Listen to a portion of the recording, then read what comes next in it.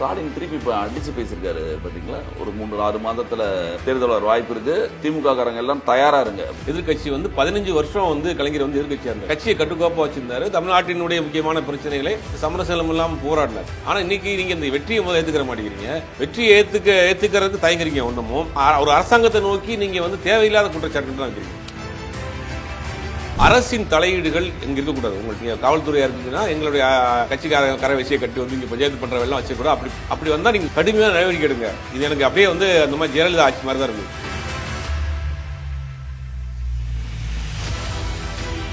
மீண்டும் ஆட்சி கலைஞ்சிடும். ஆனால் ஆட்சி கலையணும் அப்படின்னு அவங்க ஆசைப்படுறாங்க. அதுக்கான முயற்சியில் இருப்பாங்க. நீங்க திமுகவை அவ்வளோ அண்டர்ஸ்டிமேட் பண்ண வேண்டிய அவசியம் கிடையாது. அவங்க எக்ஸ்ட்ரீமுக்கு போவாங்க.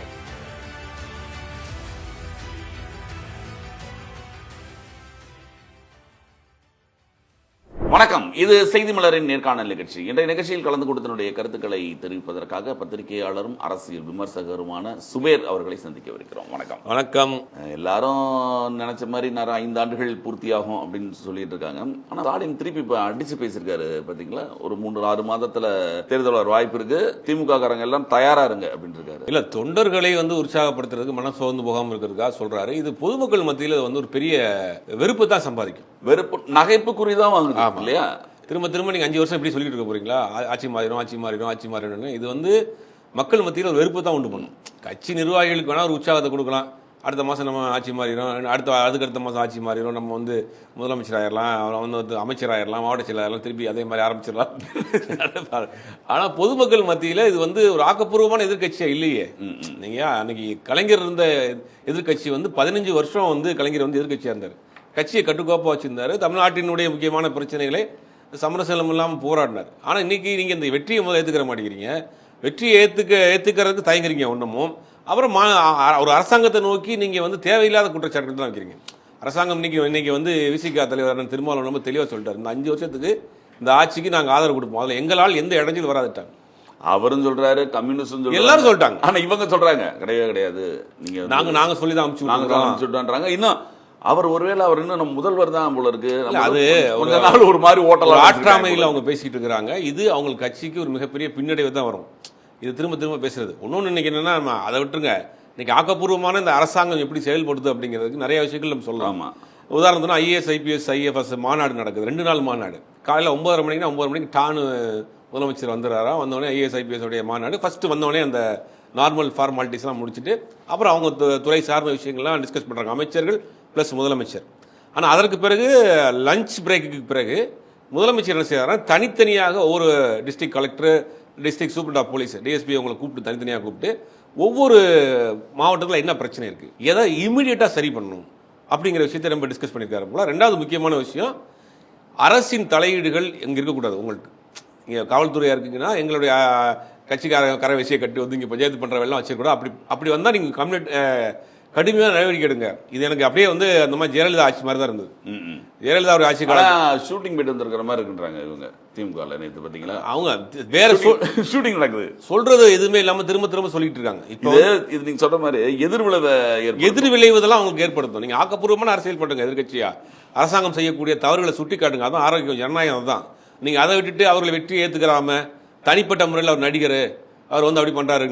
இன்னைக்கு இந்த அரசாங்கம் 50 நாள் அரசாங்கத்தை பொறுத்த வரைக்கும் சில குறைகள் இருந்தால் கூட பெரும்பாலான நிறைகள் நிறைய இருக்கு. இப்போ கூப்பிட்டு சொல்லியிருக்காரு, எந்த அரசியல்வாதி தலையீடும் உங்களுக்கு இருக்கக்கூடாது.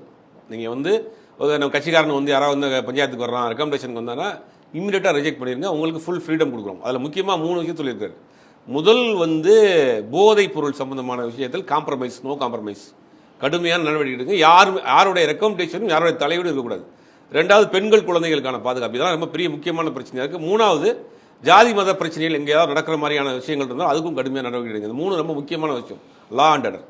அதே நேரத்தில் DFOs சொல்லக்கூடிய அந்த டிஸ்ட்ரிக்ட் ஃபாரஸ்ட் ஆஃபீஸரை கூப்பிட்டு சொல்கிறாங்க, எங்கெங்கெல்லாம் வழித்தடங்கள் இருக்குது, எந்தெந்த ஃபாரஸ்ட்லாம் இன்னும் டெவலப் பண்ணலாம் அப்படிங்கிற மாதிரி அவங்களையும் கூப்பிட்டு கேட்டுருக்காரு போல. தனித்தனியாக பேசி ஒரு மாநிலத்துக்குள்ள இருக்கக்கூடிய பிரச்சனையை சரி பண்ணணுன்னு இருக்காங்க. அரசியல்வாதிகளுடைய தலையீடு இல்லைனாலே அரசாங்க அதிகாரிகள் ஓரளவுக்கு ஃப்ரீடம் மேலே பார்த்துருவாங்க. இப்போ நீங்கள் திமுக ஆட்சி காலத்தில், போன ஆட்சி காலத்தில், அதுக்கு முன்னாடி ஆட்சி காலத்தில் கரை வச்சு கட்டிட்டு ஈஸியா போலீஸ் ஸ்டேஷன் போயிடுவாங்க. காலையில கஞ்சி போட்டு ரெடியா வச்சிருக்காங்களே கரெக்டா காலையில 10:30 மணிக்கு போனீங்கன்னா 10 மணிக்கு போனீங்கன்னா எல்லா தாசில்தார் ஆபீஸ் எல்லா ஆபீஸ்லயும் ஆனா இங்க வந்து அதுக்கு பிறகு நம்ம ஜெயலலிதா வந்ததுக்கு பிறகு கரை வெட்டி கட்டிட்டு அரசாங்க அலுவலகத்துக்குள்ள போக கூடாது. அது குறிப்பா போலீஸ் ஸ்டேஷனுக்குள்ள போக கூடாது. போலீஸ் ஸ்டேஷனுக்குள்ள போறதுக்கு பயப்படுவாங்க.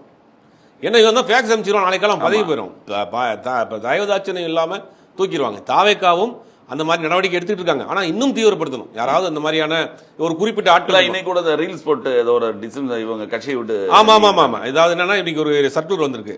அதாவது சுகாதாரத்துறையில சர்க்குலர் வந்திருக்கு. கவர்மெண்ட் ஹாஸ்பிட்டல்லையோ ஆரம்ப சுகாதார நிலையங்களையோ ரீல்ஸ் வீடியோ அந்த மாதிரி எடுக்கிறதா இருந்தா சட்டப்படி குற்றம். அதே மாதிரி இந்த ரோட்ல வீலிங் போறாங்களா 2 வீலர் பசங்க அது வந்து அரெஸ்ட் பண்ணிருக்காங்க. பேரண்ட்டும் சேர்த்து 3 வருஷம் கடுங்காவல் தண்டனை. சட்டம் இருக்காது, அதை வந்து ஸ்ட்ராங் பண்றாங்க. இதெல்லாம் வந்து சரி பண்ணக்கூடிய வேலை. திரும்ப நீங்க ரீல்ஸ் போடுறீங்க, திரும்ப வந்து அது மாதிரி சொல்ற ஆக்கப்பூர்வமான வேலைகள் எவ்வளவு நடந்துட்டு இருக்குன்னு பாருங்க. இன்னொரு முக்கியமான விஷயம் நம்ம கேள்விப்பட்டது, இந்த ஃபேன்சி நம்பர் வாங்குறாங்கல்ல, காருக்கு புது கார் வாங்கினா ஃபேன்சி, அதுல வந்து 10 லட்சம் வரைக்கும் அது போகுது. முந்திலாம் 10 லட்சம் வரைக்கும் போகும். அந்த ஃபேன்சி நம்பர் வாங்குறதுக்கு டிமாண்ட் இருக்கு. அதை வாங்கி கொடுக்கறதுக்கு ஒரு புரோக்கர் 4 5 1 2 3 4 அப்படிலாம் வருமே.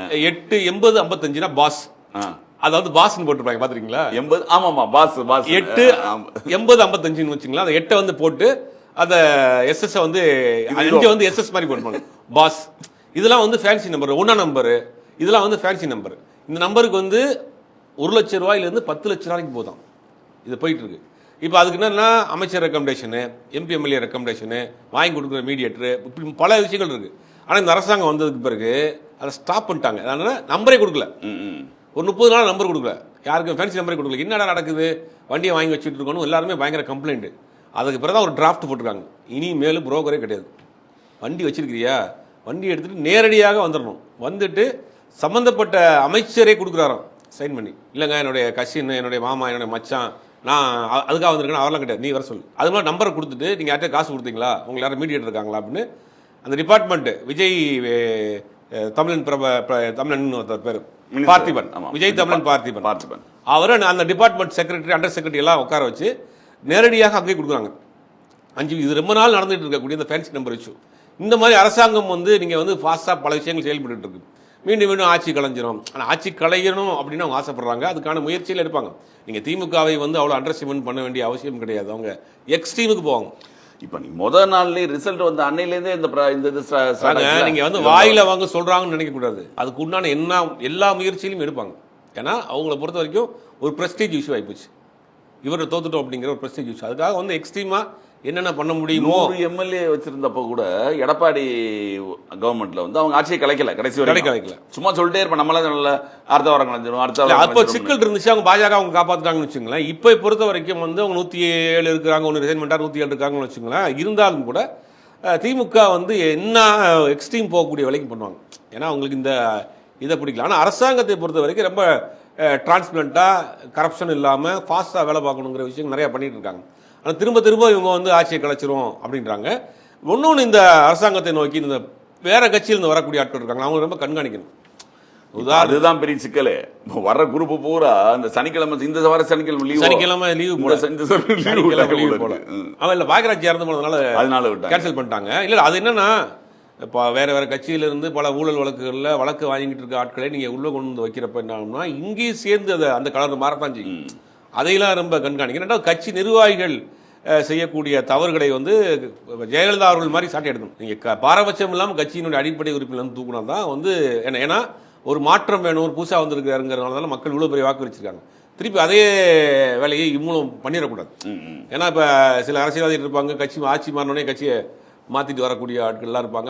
அவங்க மேலே இருக்க வழக்குகளை காப்பாற்றிக்கிறதா வருவாங்க. அதெல்லாம் ரொம்ப கவனமாக இருக்கணும். மற்றபடி டிரான்ஸ்பிளண்டான கவர்மெண்ட்டாக ரொம்ப ஃபாஸ்ட்டாக ரொம்ப ஃப்ரெண்ட்லியாக தான் இருக்காங்க. அதுவும் இல்லாமல் காவல்துறை அதிகாரிகள்கிட்ட சிஎம் டேரக்டாக சொன்னது, பொதுமக்கள்கிட்ட நீங்கள் ஃப்ரெண்ட்லியாக நடந்துக்கணும், நீங்கள் வந்து கடுமையாக நடந்துக்கூடாது, ஃப்ரெண்ட்லியாக நடந்துக்கணும், தவறுகள் செய்கிறது மாதிரி கடுமையாக நடவடிக்கை எடுங்க. சும்மா காமனாக ரோட்டில் போயிட்டு இருக்க ஆட்கள் மேலே ஒரு சின்ன வழக்குகள்கிட்ட வந்து ரொம்ப கடுமையாக நடந்துக்கிறாங்க அப்படிங்கிற மாதிரி நிறைய விஷயங்கள் சொல்கிறாங்க. இப்படிப்பட்டவரை தான் வந்து ஒன்றும் தெரியாது அப்படிங்கிறாங்க. இன்னொரு விஷயம் சொன்னாங்க, அது பெரிய ஆச்சரியமாக இருந்துச்சு. ஒரு சீனியர் செக்ரட்டரியேட் ரிப்போர்ட்டர் சொன்னார். அதாவது முந்திலாம் அமைச்சர்கள் என்ன செய்வாங்கன்னா, உள்ள உட்காந்து டேபிளில் பெல் அடித்தோம்னா அந்த சம்மந்தப்பட்ட டிபார்ட்மெண்ட் செக்ரட்டரி, அண்டர் செக்ரட்டரி, அந்த எஸ்ஓஎல்லாம் வருவாங்க ஃபைல் தூக்கிட்டு. இப்போ என்ன பண்ணுறாங்கன்னா, இந்த அமைச்சர்கள் அந்த டிபார்ட்மெண்ட் செக்ரட்டரி ஆஃபீஸ்க்கு ரூம் போகிறாங்க. இது வந்து புதுசாக போயிட்டு அதை சீனியர் அமைச்சர்கள்லாம் சொன்னாங்களா, பழைய எக்ஸ் மினிஸ்டர்லாம், என்னங்க ஃபார்முலா நடைமுறையை மாத்தி விட்டாங்க இவங்க. திருப்பி நம்ம வந்தோம்னா நம்மளே போக சொல்லிடுவாங்க போல இப்போ இருக்கு. என்ன செய்யறாங்க அப்படின்னா, புது ஆட்கள் ஒரு சம்பந்தப்பட்ட டிபார்ட்மெண்ட்டுக்கு ஒருத்தர் அமைச்சர் வந்திருக்காரு, புதிய ஆட்கள்னா அந்த டிபார்ட்மெண்ட் ஐஏஎஸ் ஆஃபீஸர் ஒருத்தர் இருக்காருல்ல, செக்ரட்டரி, அவர்கிட்ட போய் கேட்குறாங்க, சார் இதுல எல்லாம் என்ன இருக்கு, அப்போ அவங்க ஸ்டடி பண்றாங்க. அதுவே பெரிய விஷயம் இல்ல. இப்போ ஒட்டுமொத்தமாக எல்லாம் மாறி போச்சு. இந்த தேர்தல் முடிவுங்கிறது இது தமிழகம் எதிர்பார்க்காத அட்மினிஸ்ட்ரேஷன், எதிர்பார்க்காத தேர்தல், எதிர்பார்க்காத வாக்குப்பதிவு எல்லாமே சிறு கட்சிகள் மொத்தமாக சரிஞ்சு போச்சு. சிறு கட்சிகளுக்கு நீ வந்து இந்த கட்சிக்கு 4% இருக்கு, இந்த கட்சிக்கு 3% இருக்கிற அந்த பெர்சன்டேஜ் கால்குலேஷன்லாம் நீ எடுபட. அந்த 5 வருஷம் அப்படி ஓட்டிட்டு கடைசியா வருவாங்கல்ல அந்த எலெக்ஷன் அப்ப எங்க சமுதாயம் கடைசி நேரத்தில் மாநாடு போடுவாங்க. மாநாடு போட்டு காசு ஆள கூட்டி பாத்தீங்கன்னா லட்சக்கணக்கான மக்கள் எங்களுக்கு தர ஓட்டு விழுகாது. அது எலெக்ஷன் நேரத்துக்கு முன்னாடி அது வந்து ஃபார்முலா வச்சிருப்பாங்க. எலெக்ஷனுக்கு முன்னாடி வந்து நாங்க வந்து திருச்சி தான் மாநாடு. ஆமா, அது திருச்சிக்கு தீனா அதான் அவனை போட்டு திருப்புமுனை திருச்சியில் மாநாடு அப்படின்னு போட்டு, அது ஏன் திருச்சி போடுறாங்கன்னா தமிழ்நாட்டுடைய மையப்பகுதி அதனால போடுறாங்க. ஆனா அதுக்குன்னே வந்து எலெக்ஷனுக்கு முன்னாடி எல்லா கட்சிகளும் மாநாடை போட்டு எங்க கட்சியை பாத்தீங்களா கூட்டத்தை காமிச்சு பிசினஸ் பண்றது, அதை வந்து வேலையை செஞ்சிருந்தாங்க. இனிமேல் எந்த கட்சிக்கு அந்த வேலையை கிடையாது. ஜெயிச்சா மக்களுக்கு பிடிச்சா அந்த கட்சிக்கு ஓட்டு போட போறான், பிடிக்கலன்னா இந்த கட்சிக்கு ஓட்டு. இந்த சமுதாயத்திற்கு இவ்வளவு ஓட்டு இருக்கு, இந்த சமுதாயத்துல இவங்க தென் மாவட்டத்தை பாத்தீங்கன்னா இந்த குறிப்பிட்ட சமூகத்துக்கு ஒரு 7 உட்பிரிவுகளா இருக்குங்க. ஃபுல் டீடைல் சொல்லுவாங்க. இனி அந்த வேலைக்கு இடம்ல ராஜா, நீ நேரடியா மக்கள் அவரு இந்த வேட்பாளர் பொறுத்த வரைக்கும் சமூக வாக்கள் இருக்கு, சமூக வாக்கள் இருக்கு இல்லையா, விட்டுருவாங்களா என்ன அப்படின்னு பார்த்தா எல்லாம் முடிஞ்சு போச்சு. இனி சின்ன கட்சிகளுக்கு வேலை இல்ல, இந்த சமுதாய வாக்குகளுக்கு வேலை இல்ல, ஒரு மீட்டிங் போட மாட்டேன், இனிமே காசு கொடுக்கறதுக்கு வேலை இல்ல, இந்த எங்க ஜாதி ஓட்டு உங்களுக்கு வாங்கி தரேன்னு சொல்லிட்டு மீடியேட்டர் பண்ற வேலை இல்ல, இந்த வேலையெல்லாம் இனிமேல் கிடையாது. வேணும்னா போய் தாவேக்கிழமை போய் சேர்ந்துக்கலாம். தாவேக்கிழமை சேர்ந்து சனிக்கிழமை யாரா இருந்தாலும் வரிசையில வந்து நில்லு, கேட்ட திறந்து விடுவோம் உள்ள. அன்னைக்கு பாக்கி அது வந்து விஜயலாம் வர மாட்டாரு, அமைச்சர் யாராவது இருப்பாங்க. விஜய் வரணும்னா நீங்க எடப்பாடி சேரணும், வந்து எடப்பாடி சேர்ந்து வரணும் நினைக்கிறேன். அன்னைக்கு சொன்ன மாதிரிதான் அணியணியா போய் இப்ப 2 சொல்றாங்க, விஜயபாஸ்கர் பிளஸ் அப்படின்னா 2 விஜயபாஸ்கரம், எம்ஆர் விஜயபாஸ்கரம், விஜயபாஸ்கர் ஸ்கொயர் 2 பேரும் மொத்தமா போய் ஜாயின் பண்ண போறாங்க. அதாவது விஜயபாஸ்கரை பொறுத்த இவங்க எல்லாம் என்னன்னா, இவங்களுக்கு பின்னாடி நிறைய வழக்குகள் இருக்கு, சிக்கல் இருக்குன்னு வச்சுங்களேன். ஆனா அதை மீறி இன்னைக்கு ஒரு புதிய கட்சி தாவேகாங்கிற ஒரு புதிய கட்சிக்கு ஒரு கட்டமைப்பை உருவாக்குறதுக்கு இந்த மாதிரி ஆட்கள் தேவைப்படுறதா வேணும். இப்ப கொங்கு பகுதியை எடுத்துக்கிட்டீங்கன்னா, கரூர் பகுதியை எடுத்துக்கிட்டீங்கன்னா, அந்த பக்கம் ஒரு ஸ்ட்ராங்கான கட்சி நிர்வாகிகள் இருப்பாங்க, அனுபவமா இந்த ஆட்கள் இருப்பாங்க. அதனாலதான் கரூர் இஷ்யூ அவங்களால சமாளிக்க முடியல. ஆமா, ஆள் இல்ல. அதனால இன்னைக்கு அந்த நேரத்தில் அங்க அந்த சம்பந்தப்பட்ட ஒரு நிர்வாகி அங்க தான் டக்குன்னு அதை டேக் ஓவர் பண்ணிருப்பாரு. இப்போ உதாரணத்துக்கு விஜயபாஸ்கர் எடுத்துங்க, விராலிமலை விஜயபாஸ்கர் எடுத்துக்கிட்டீங்கன்னா, விராலிமலை விஜயபாஸ்கருக்கு தனிப்பட்ட செல்வாக்கு கிட்டத்தட்ட அவர் ஒரு பெரிய இளைஞர்கள் படையை வச்சிருக்காரு, உருவாக்கி வச்சிருக்காரு, 60,000 ஓட்டில் ஜெயிச்சிருக்காரு. அப்படிங்கும் போது உள்ள கொண்டு வரப்போ பயன். ஆனா இவங்களை கண்காணிக்கணும். நீங்க வந்து உள்ள விட்டுட்டு வந்து பழைய மாதிரி அவங்களும் இங்க வந்து அவங்களுடைய ஆளுமையை செலுத்த அந்த பழைய ஞாபகத்துல அம்மான்றவங்க ஐயா எடப்பாடி அப்படின்றவங்க ஒரு கட்சி நிர்வாகி தான் அன்னைக்கு யாரோ ஒருத்தர் பேசிட்டு மேடையில் பார்த்தேன். அவர் வந்து தாவேகா மேடையிலேயே அதிமுக மேடையிலேயே திமுக தலைவர் ஸ்டாலின் டாப்ல திமுக தலைவர் ஸ்டாலின் அப்படின்னு பேசிட்டார். முதலமைச்சர் ஸ்டாலின் அது மாதிரி நிறைய நடக்குது. நேற்று காங்கிரஸ் கட்சி பார்த்தீங்களா, காங்கிரஸ் கட்சியினுடைய மாநில தலைவர் மாணிக் தாக்கூர் மாத்திருக்காங்க. பாத்தீங்கன்னா சத்தியமூர்த்தி பவன்ல இது கொஞ்சம் நல்ல விஷயம் தான் போட்டுருக்கு அவரை மாத்தினது. இல்ல, மாணிக் தாக்கூரை பொறுத்த வரைக்கும் மாணிக் தாக்கூருடைய தாத்தா வந்து கண்ணதாசனை எதிர்த்து ஜெயிச்சிருக்காரு காங்கிரஸ்ல. பாரம்பரியமான காங்கிரஸ், 3-4 தலைமுறை காங்கிரஸ். கண்ணதாசன் வந்து தேர்தலில் நிற்கிறப்ப அவரை எதிர்த்து காங்கிரஸ் சார்பில் நின்று ஜெயிச்சவர் வந்து மாணிக் தாக்கூருடைய தாத்தா. மாணிக் தாக்கூர் அப்பா வந்து தமிழாசிரியர். மாணிக் தாக்கூருடைய சித்தப்பா சுதர்சன் ஆட்சியப்பன்.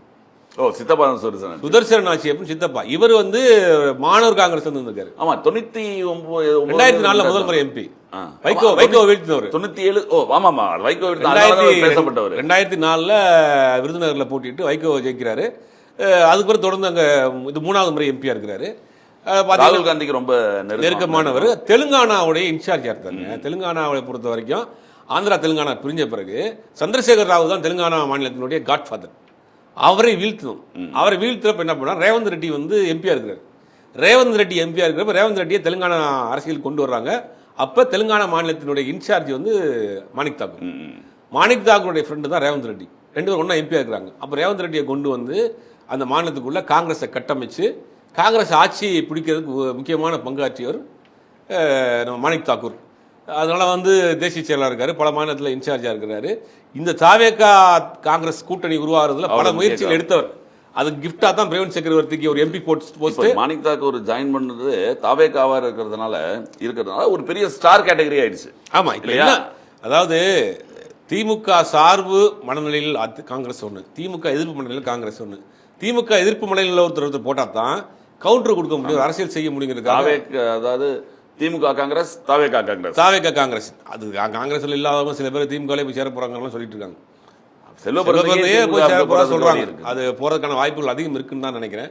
இப்படி அரசியல் சூழ்நிலையில் வந்து இன்னைக்கு பல இடங்கள்லையும் பரபரப்பாக தான் போயிட்டு இருக்கு. இந்த கவர்மெண்ட்டை பொறுத்த வரைக்கும் பார்த்தீங்கன்னா நிறைய ஸ்கீம்ஸ் கொண்டு வந்துட்டு தான் இருக்கிறாங்க. பார்த்தீங்கன்னா இந்த மாதிரி நம்ம சொன்ன மாதிரி ஃபேன்சி நம்பர் பிளேட்டாக இருக்கட்டும், இந்த ஐஏஎஸ் ஐபிஎஸ் மாநாடாக இருக்கட்டும், இந்த முக்கியமான மேட்டர் விட்டமே சரத், கில்லி சரத் மேட்டரில் நான் ஒரு பதிவு கூட போட்டிருந்தேன். இன்னைக்கு ஒரு வீடியோ வந்திருக்கு போல இருக்கு, ஏதோ பீச்சில் பாவம் பீச்சில் நடந்து என்னன்னாங்க, அது தவறு செஞ்சிருக்காப்லையா இல்லையாங்கிறது ரெண்டாவது விஷயம். பழைய வாழ்க்கையை தோண்டி எடுத்தா தமிழ்நாட்டில் ஒரு அரசியல்வாதி கூட வெளியில் தலையை காட்ட முடியாது, எல்லாரும் தலையை காட்ட முடியாது. நீங்கள் தலை வெளியே வந்துடுவீங்களா?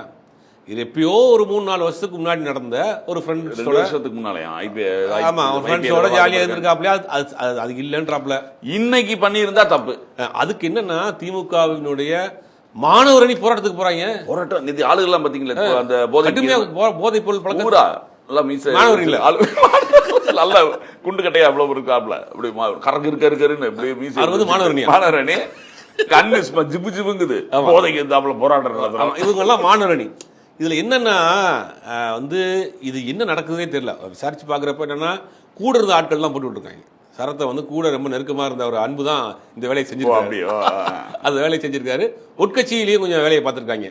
எப்பயோ நடந்த ஒரு சம்பவத்தை தூண்டி துருவெடுத்து இப்ப போட்டு அதை வந்து ஒரு பெரிய திமுக மாதிரியான பல முறை ஆண்ட கட்சி ஒரு மாநில அமைச்சர் மீது நிரூபிக்கப்படாத ஒரு குற்றச்சாட்டை வச்சு உங்களுடைய மாணவர் அணியை இறக்கி ஒரு போராட்டம் நடத்துறீங்கன்னா எங்க போயிட்டு இருக்கு திமுக, என்ன நடக்குதுன்னே தெரியலையே.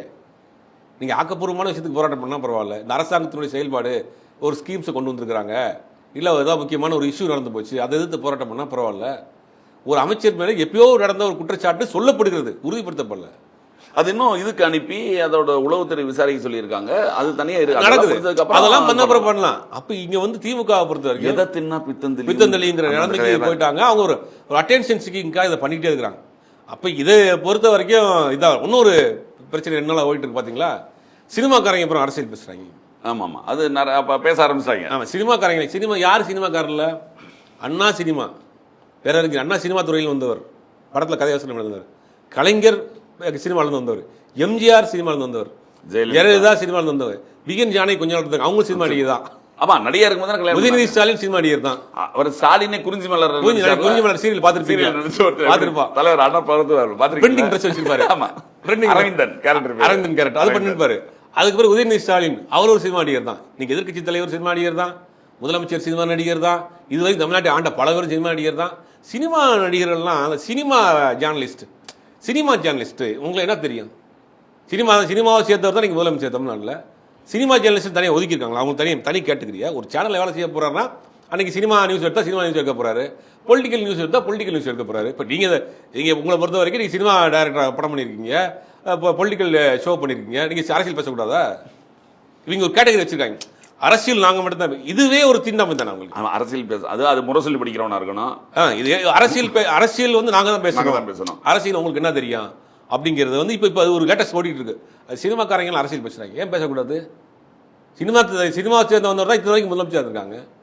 இப்போ பத்திரிகையிலையோ ஒரு சேனல்லையோ வேலை செய்யறாங்கன்னா இன்னைக்கு ஒரு பொலிட்டிக்கல் இன்டர்வியூ எடுக்க போவோம், நாளைக்கு வந்து பொலிட்டிக்கல் இன்டர்வியூ எடுக்க வராத ஒருத்தர், சினிமா எடுக்க வராத ஒருத்தருக்கு சினிமா எடுத்து வாங்க போய் அப்படி அசைன்மெண்ட் கொடுத்து அதை எடுத்து வரப்போறாங்க.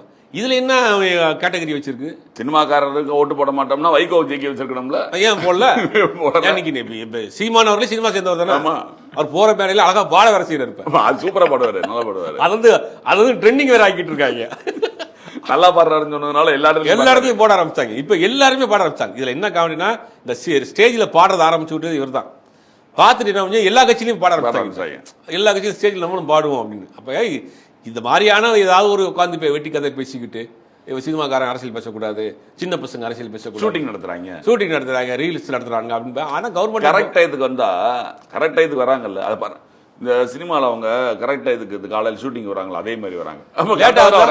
லேட்டா வந்தா அன்னைக்கு இவர் சித்ராஜன் சார்ட்ட ஒரு இன்டர்வியூ கூப்பிட்டுருந்தார், போயிருந்தேன். அப்போ சொன்னார், நான் இன்னொரு ஜேர்னலிஸ்ட் போயிருந்தேன். அவர் சொன்னார், சார் சிஎம் செக்ரட்டரி கரெக்டாக வந்துடுறான் சார் இவர் சொல்கிறார். அப்போ அவர் சொல்கிறாரு, சார் அவர் ஷூட்டிங்கே அப்படி தருவார், 9 மணி ஷூட்டிங்னா 8:50 அங்கே இருப்பாராம்.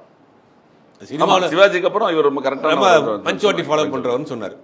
அதெல்லாம் நிறைய விஷயங்கள் பாசிட்டிவ். லேட்டாக வந்தா அவர் எப்பயுமே ஷூட்டிங் லேட்டாக தாங்க வருவார், அதனால இங்கே லேட்டாக வருவார். அதாவது ஆரோக்கியமான விமர்சனங்களையும் வைக்கலாம், அதை விட்டுட்டு. ஆனால் அதே நேரத்தில் இந்த அரசாங்கத்தின் மீது சில குற்றச்சாட்டுகள் வைக்கிறாங்க.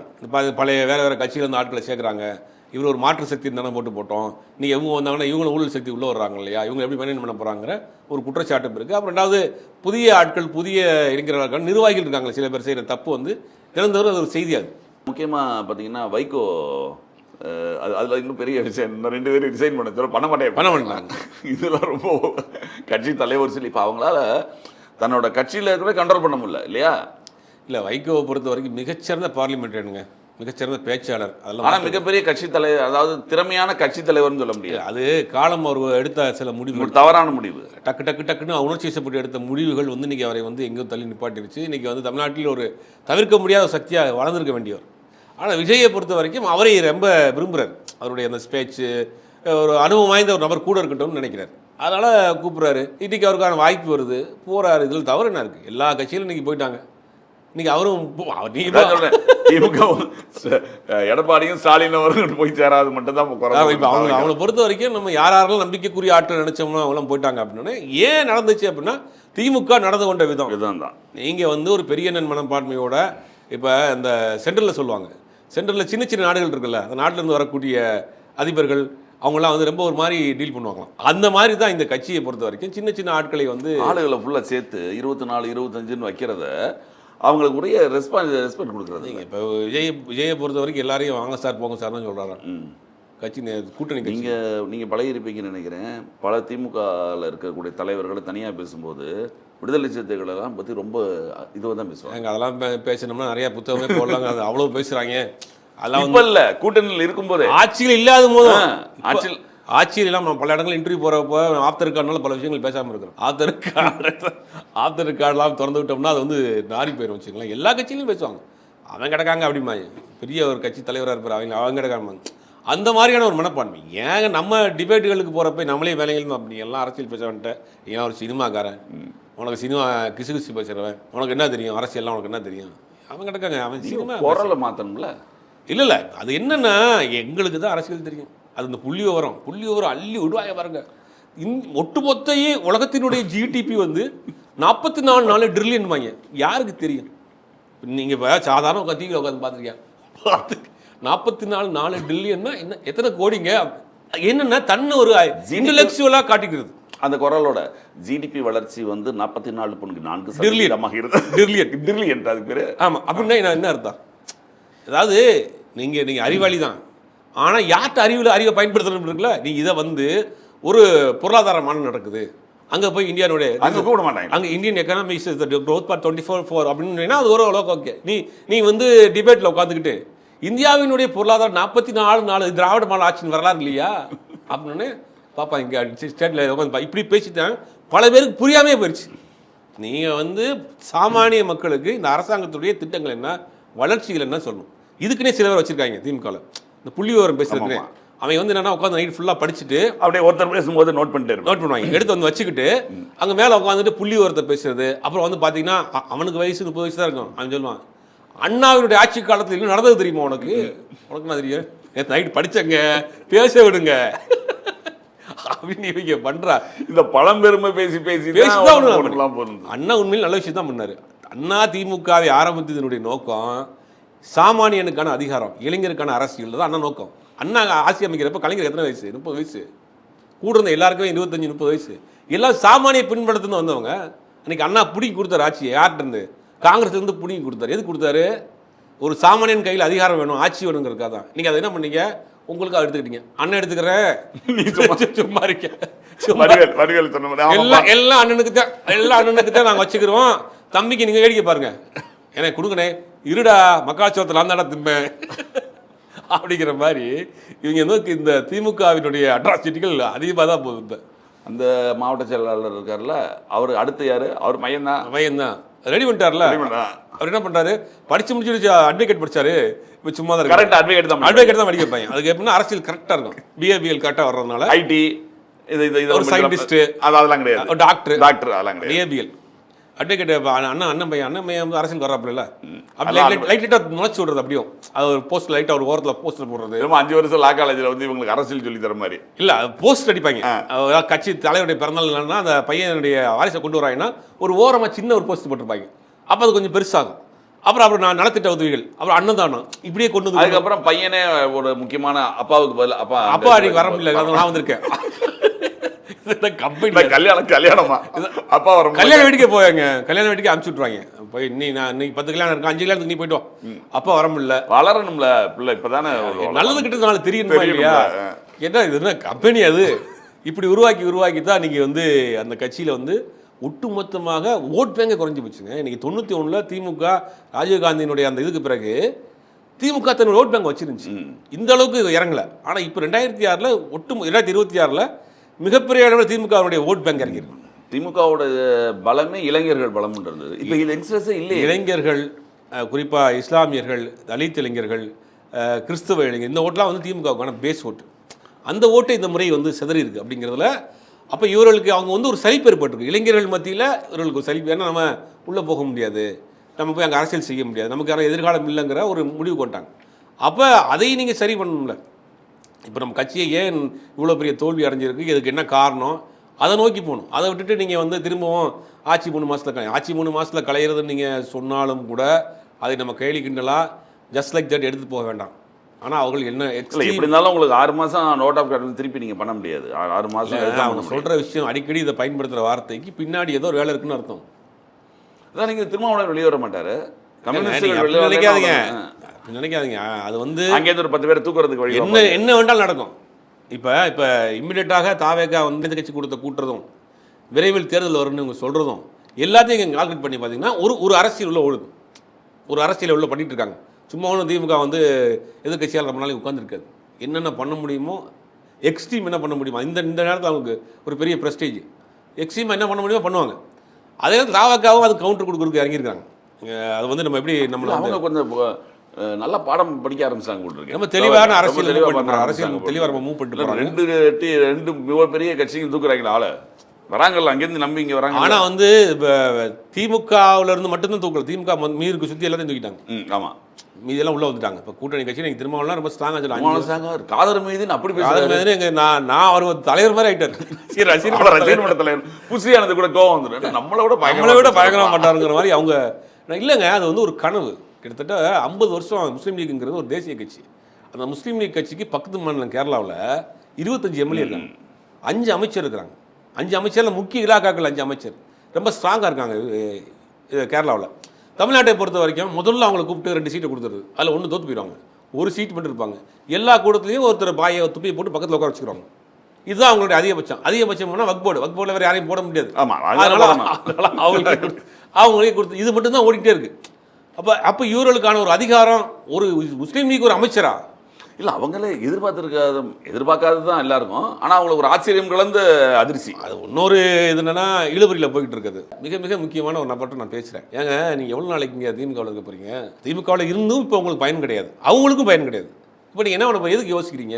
உங்கள் கட்சியுடைய முக்கிய நிர்வாகிகள்கிட்ட பேசி ஆதரவு கொடுங்க, உங்களுக்கு தான் அமைச்சர் தரன்றாங்களே, இங்கே போக வேண்டியதானு கேட்டதுக்கு பிறகு இல்லை நாங்கள் தலைவர்கிட்ட சொல்கிறோம். அன்றைக்கி 2 நாள் ஒரு பெரிய இஷ்யூவே போச்சு.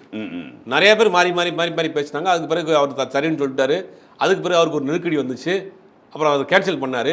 திருப்பி அடுத்த நாள் காலம் சரி இல்லாட்டி இதுலேயே அவர் அமைச்சராக பதவி வந்திருப்பார். ஆமாம், ஏகப்பட்ட உள்ள வேலை நடந்துச்சு வச்சுக்கலாம். இதெல்லாமே தலைமைக்கு முந்தாள் கொடுத்த ஒரு பேட்டியில் பார்த்தீங்களா, ஒரு சேனலில் கொடுத்த பேட்டியில் திமுகவும் அதிமுகவும் ஜாயின் பண்ணி பேசுறது என்கிட்டயே பேசினாங்களே சொல்லிட்டாங்க.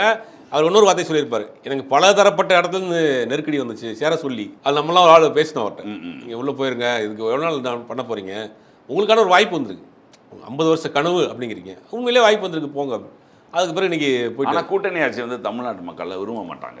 யார் சொன்னால் விரும்ப மாட்டாங்கன்னு இல்லை, அது ஒரு ஃபார்முலா இருந்தது. ஏன்னா 1980ல் இல்லை இருந்தது. இல்லை நம்ம நீங்கள் முயற்சியே பண்ணாமல் இவங்க இந்த தேர்தல் வந்து பல விஷயங்கள் உடைச்சிருக்கு. கூட்டணி ஆட்சிங்கிற ஒரு கான்செப்டை உடைச்சிருக்கு, காசுக்கு பணம் கொடுக்குற விஷயங்களை உடைச்சிருக்கு, இந்த சாதியை வச்சு அரசியல் பண்ணுறதை உடைச்சிருக்கு, மதத்தை வச்சு அரசியல் பண்ணுறவங்கள உடைச்சிருக்கு. பல ஒட்டுமொத்தமாக அரசியல் களமே தலைகளாக மாறி போயிடுச்சு. அப்படிங்கும்போது இனி இதை வைத்து அரசியல் பண்ணும் திமுக அதிமுக. இனி இந்த பேட்டர்னில் தான் நீங்கள் அரசியல் பண்ணியே ஆகும். டிஎம்கே இறங்கிட்டாங்களே ஜென்ஸ் மீட்டெல்லாம். ஐயோ அதை ஏன் கேட்குறீங்க?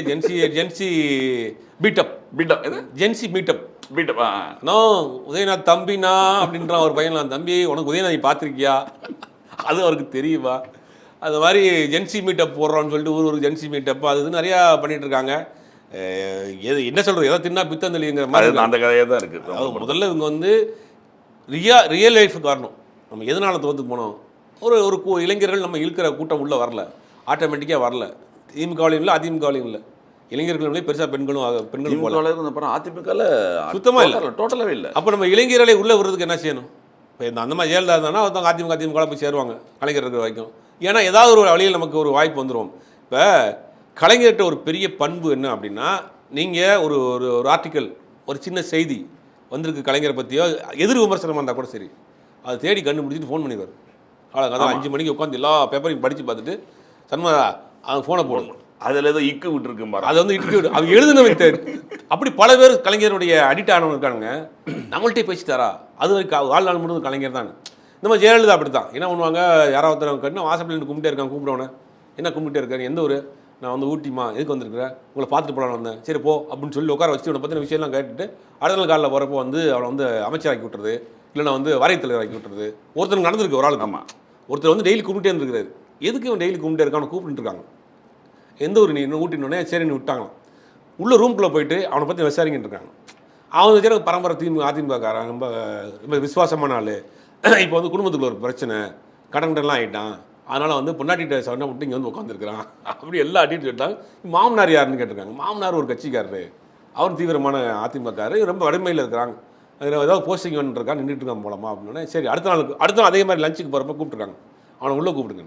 உள்ளே கூப்பிட்டோன்னே போய் 10 அடின்னு விழுந்துட்டான். வந்தோடனே அவனை பற்றி விசாரணைலாம் பண்ணிட்டேன், எல்லாம் தெரியும், நான் ஒரு பதவி தர்றேன், அதை வச்சு ஒழுக்கமாக இருக்கணும் அப்படின்னாங்க. சரிங்க மாறினேன்.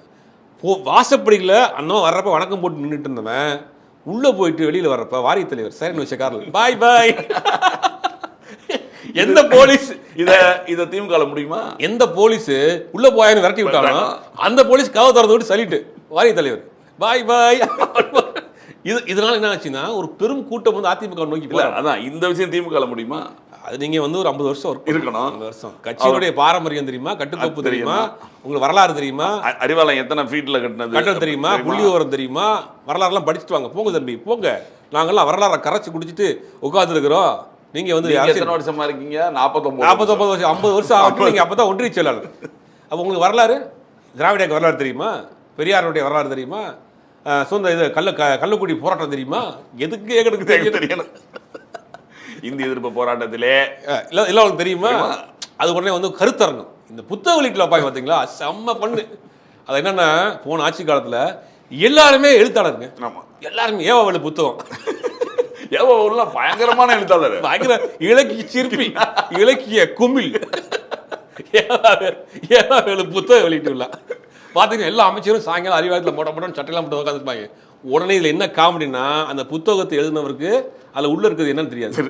அதில் யாரோ ஒருத்தர் எழுதி கொடுத்துருப்பாரு, மேலே பேரை மட்டும் போட்டிருப்பாங்க. படிக்க வர்றவர்ல வாழ்த்தி அந்த புத்தக தம்பி வேலு அவர்களுடைய இந்த புத்தகத்தில் அதை பார்க்குற பொழுது அப்படின்னு அங்கே படிக்கிறது.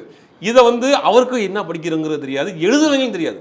எல்லாருமே புத்தகம் எழுதிட்டாங்க. புத்தகத்தோட டைட்டில் மட்டும் மேலே அதை பார்த்துருவோம்ல உள்ள வந்தோன்னே. இல்லை டைட்டில் என்னவா இருக்கும்? டைட்டில் சூறாவளியில் சூண்டல். திராவிட இயக்க வரலாறு, திராவிடமும் எனது கண்களும், ஏதாவது இந்த திராவிடம் அப்படின்னு போட்டுக்குது. அதாவது கடந்த ஆட்சியில எல்லாருமே எழுத்தாளர், எல்லாருமே புத்தம் சிந்தனை சிற்பிங்க. அவரெல்லாம் வந்து இலக்கியத்தை அப்படி பொழிஞ்சிருவாப்புல, 2 ஜூஸை போட்டு பொழிஞ்சா இலக்கியம், அவ்வளோ இலக்கியம் தெரிஞ்சவர். நிறைய பேர் புத்தகம் எழுதிட்டாங்க. எல்லாருமே புத்தகம் வெளியிட்டு புத்தகம் வெளியிட்டுள்ள பாதி நாள் புத்தகம் வெளியிட்டு சாயங்காலம் ஆச்சுன்னா கலைஞர் அரங்கம், காமராஜர் அரங்கம், கலைவாளர் அரங்கம், அதுக்குன்னே செட்டாக ஒரு புத்தகம் எழுதி கொடுக்குற ஆட்கள், அது இலக்கிய ஆட்கள் அவங்க முன்னாடி உட்காந்துருவாங்க. உடனே கை தட்டாங்க சொல்லி அப்படியே தலையாடிட்டு 2 மணி வரைக்கும் உட்காந்து. அதுக்கு கவிஞர், அரசவை கவிஞர் சில பேர், ஐயோப்பா என்னென்ன கூத்து அடிச்சாங்கன்றீங்க அந்த போனதுல. அதில் வந்து என்னன்னா மற்ற ஆட்கள் போனோன்னா உள்ள விட மாட்டாங்க. வந்து உங்கள்கிட்ட அரசியல் தெரியுமா, இலக்கியம் தெரியுமா, நீங்கள் எதுக்கு வரீங்க, போங்க போங்க வெளில போங்க, உங்களுக்கு இலக்கியம் தெரியாதா, அரசியல் தெரியாதா, இல்லங்க நாங்க ஏவாவேல் மாதிரி தானே அப்படின்னா கிடையாது. ஏவாவேல்லாம் வந்து அரசியல்வாதிங்க, அரசியல்வாதி, அவர் இலக்கியவாதிங்க, இலக்கியம் படிச்சிருக்கிறாரு. நீங்க எப்படிங்க ஏவாவேல நீங்க வந்து அவருக்கு சாகித்ய அகாடமி மட்டும் தான் கொடுக்கல, இருந்திருந்தா கொடுத்துருக்கணுங்களே. அவர் எழுதிய அந்த புத்தகத்திற்கு சாகித்ய அகாடமி கொடுத்துருக்கணும். தப்பு பண்ணியிருக்காங்க. திராவிடமும் எனது பாதையும் என்ன அப்படின்னா புரியுது. அப்படிதான் ஒரு தலைப்பை வச்சு ஒரு புத்தகம் எல்லாருமே எழுதிருக்காங்க. நீங்க சொன்ன மாதிரி அவர் கொடுத்துருக்கணும். பல எழுத்தாளர் இருக்காங்க, எல்லா அமைச்சருக்குமே எழுத்தாளர் தான். அது என்னன்னா உண்மை என்னன்னா கலைஞர் உண்மையிலே படிக்கக்கூடியவர், உண்மையிலே எழுதக்கூடியவர். அப்போ என்னன்னா கலைஞர் இம்ப்ரெஸ் பண்ணணும்னா நம்ம எழுத்தாளர்னா கலைஞர்கிட்ட ஒரு பெரிய ப்ளஸ் என்னன்னா இந்த கலைஞர் எழுத்தாளர், இலக்கியவாதிகள், சினிமா டைரக்டர்ஸ் இவங்கள்ட்ட மேலே ஒரு மரியாதை வச்சுருப்பாங்க. அவங்கள வந்து தனியாக அவங்கள கூப்பிட்டு பேசுறது அவங்களுக்கான ஒரு மரியாதை. இப்போ ஏன்னா நம்ம கலைஞர்கிட்ட இம்ப்ரெஸ் ஆகணும்னா பேசாமல் புத்தகம் எழுதி விட்டுருவோமே, புத்தகம் எழுதி விட்டோம்னா கலைஞர் மாதிரி நம்ம கலைஞர் இம்ப்ரெஸ் ஆகலான்னு என்ன பண்ணுறாங்க, அப்படியே வந்து புத்தகம் அதே மாதிரி இங்கே நினைச்சிட்டாங்க. அதே மாதிரி இங்கே கொடுக்கு. இவர் சொல்கிறா அப்படியே நீ என்ன எழுதிட்டு போ, இடையை போட்டு என் உயிரை வாங்க 2.5 மணி நேரம் உட்கார வச்சுட்டு நீங்கள் எழுதிட்டு போ. கலைஞர்கிட்ட கொடுத்தா அந்த புத்தகத்தை 2 படிச்சு புத்தகத்தை பார்த்துக்குவாங்க. கலைஞர்கிட்ட புத்தகத்தை கொடுத்தீங்கன்னா புத்தகத்தை 4 பக்கமாக படித்து பார்த்துட்டு அதில் இருக்கக்கூடிய சரி தப்புன்னு கொடுப்பாங்க. இங்கே படித்து பார்க்குறது கிடையாது, புத்தகத்தை வாங்கி வச்சுக்கிட்டு புத்தகம் வெளியிடலாம் செயலி. நான் கூட ஒரு நக்கலாக வந்து தோற்று போன பிறகு ஒரு பதிவு போட்டிருந்தேன். அதுக்கு என்னை கட்டி ஏறிட்டாங்க.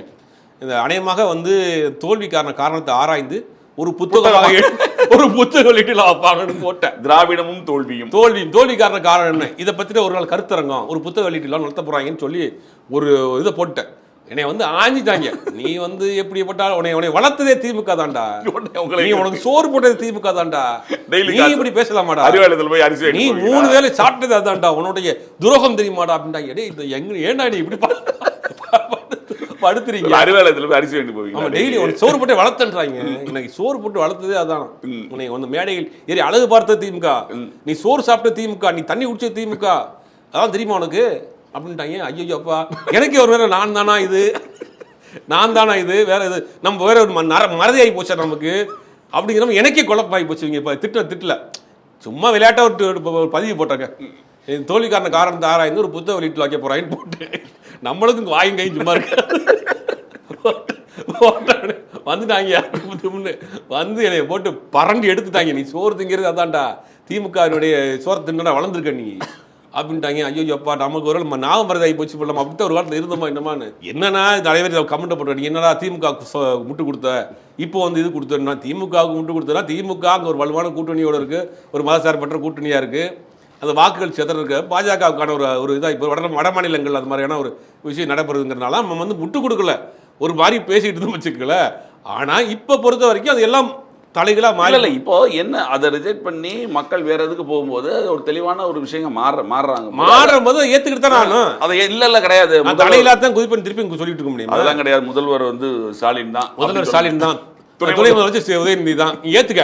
நீ ஏத்துக்க நீ இவங்களை நம்ப மாட்டான். நீ வந்து உன் மனதில் அதை ஏற்றுக்கொண்டால் தான் நீ மனிதன் அப்படின்னு சொல்ல முடியுமா? இல்லப்பா, அவர் தோத்து போயிட்டாரு, வேற ஆட்சி வந்துருச்சு. போய் பாருங்க, மக்கள் வந்து மாத்தி ஓட்டு போட்டாங்க, மக்கள் வந்து காசு வாங்காம ஓட்டு போட்டாங்க, சாதியை பார்க்காம ஓட்டு போட்டாங்க, புதிய ஆட்களுக்கு வாய்ப்பு கொடுத்துருக்காங்க. இந்த கவர்மெண்ட் ஓரளவுக்கு நல்லா பண்ணுது, இப்போதைக்கு நல்லா பண்ணிட்டு இருக்கு, லஞ்சம் இல்லாமல் பண்ணணும்னு நினைக்கிறாங்க, அதுக்கான முயற்சி பண்றாங்க. இன்னும் கொஞ்சம் நாளைக்கு போகிறோம், அதுக்கப்புறம் ஏதாவது நடந்தால் நம்மளும் அதை பத்தி பேசுவோம். பண்ணா நீ வந்து துரோகி, நீ வந்து திமுகவினுடைய சொத்தை திருட்டு நீ துரோகம் பண்ணிட்டாங்க. நான் எங்கடா நான் எம்பியா இருந்தா எம்எல்ஏ இருந்தா இல்லை அவங்ககிட்ட போய் ஏதாவது டீ வாங்கி குடிச்சிருப்போனா நல்லா கொடுப்பாங்க, அது வேற வச்சியா. நம்ம ஒரு உணர்வு ரீதியாக பேசிக்கிட்டு இருந்தோம், அவ்வளோதான் வரையும். மற்றபடி அங்கே வந்து வாங்கி நம்ம வீடு கட்டலை, கார் வாங்கலை, வந்து கான்ட்ராக்ட் வாங்கலை. இது வரைக்கும் 5 வருஷமா செக்ரட்டரியேட் எங்கே இருக்குன்னு கூட எனக்கு தெரியாது, எந்த அமைச்சரையும் பார்த்ததும் கிடையாது. ஆனால் இவங்க வந்து திருப்பி திமுகவால் தான் நீ வாழ்ந்த, திமுகவில் தான் இது பண்ணு கேட்டுட்டு இருக்காங்க. இப்போ வந்து நீ ஆளுங்கட்சிக்கு வந்து சப்போர்ட்டாக தான் பேசுவீங்க. இப்போ நீங்கள் வந்து தாவேக்கானால தான், தாவேக்கால வந்து நான் என்ன சொல்கிறாங்க, தாவேக்கால வந்து நான் ரூட் மாஃபியாவில் சேர்ந்துட்டேன். ரூட் மாஃபியாவில் சேர்ந்துட்டு நீ தாவேக்காக பேசியிருக்கேன், வந்து ரூட்டோடைய ஆள் அப்படின்னேன். அது எங்கடா இருக்குது அப்படின்னா? ரூட்னா அதாவது ஜெகதீஷ் பழனிசாமி ரூட்னு ஒரு கம்பெனி வச்சுருந்தாங்க, அந்த கம்பெனிகளில் நான் சேர்ந்துட்டேன். ஏன்னா வந்து இப்போ இங்கே வந்து திட்டிகிட்டு இருக்காங்க. சரி, தம்பிகளுக்கு ஜாலியாக திருட்டு போட்டோம், அவங்க ஒரு பொழுதுபோக்கு தானே. மிக நன்றி. தமிழகத்தோட அரசியல் சூழ்நிலை பற்றி பேசியதுக்கு மிக நன்றி. நிகழ்ச்சியில் கலந்து கொண்டதற்கு நன்றி.